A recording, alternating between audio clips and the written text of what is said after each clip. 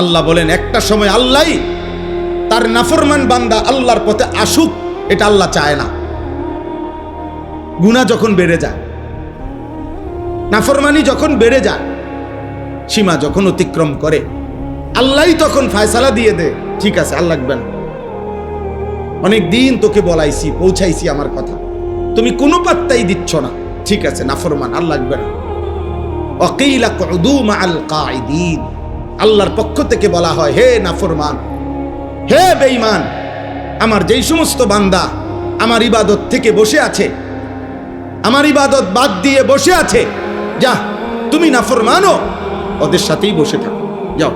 লাগবে না, আর উঠতো না, চা দোয়ানে জামাত হয়ে যায়, তুমি বনে খাও, তোমার মতো বেড়াত নামাজ পড়ন লাগতো না, যা বনে তো খাইতে আসছো দুনিয়ায়, খাও বন খাও, বন খাও, চা খাও, বিড়ি খাও, দেখো আর কিছু আসেনি দোকানে, বিস্কুট বিস্কুট আসেনি, লো খাও।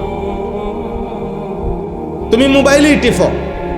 তোমার মতো হাইওয়ান আমার ঘরে আসতে হবে না, ভাতে তো খাওয়া দরকার তোমার, আমি খাওয়াও, কত বেঈমান রে আমি খাওয়াই, কত মুরতাদ রে আমি খাওয়াই, 40 বছরে যে কোনোদিন স্বীকারও করে না আল্লাহ বলতে কিছু আছে, আল্লাহ বলে আমি এমন বেঈমানরও তো খাওয়াই, তা তোমাকে খাওয়াইতে অসুবিধা কি?